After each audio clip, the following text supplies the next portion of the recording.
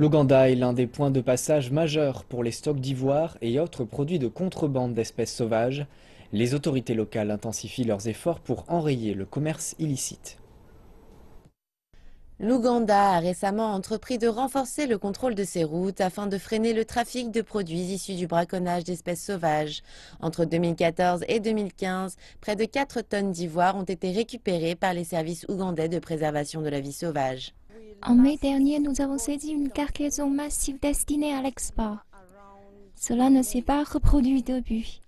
Sans doute parce que la vigilance en amont entre les agences de sécurité et leurs partenaires s'est fortement accrue.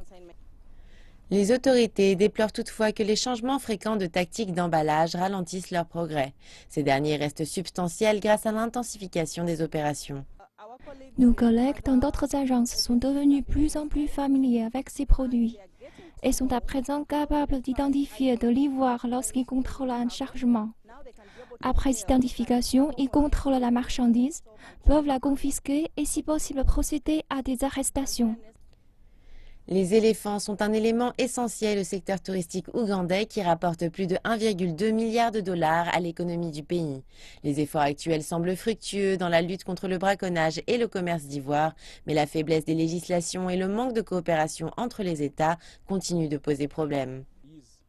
Des disparités existent en termes de sanctions des personnes impliquées dans des crimes contre la vie sauvage. C'est un domaine qui a besoin d'être identifié et harmonisé pour que l'on puisse avoir les mêmes lois et les mêmes sentences.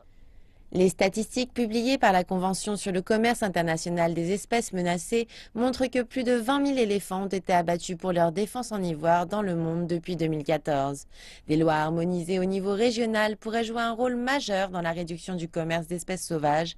Leur mise en place demandera une coopération politique importante, mais l'Ouganda et d'autres pays d'Afrique de l'Est semblent déterminés à trouver ensemble une solution pour préserver leur faune.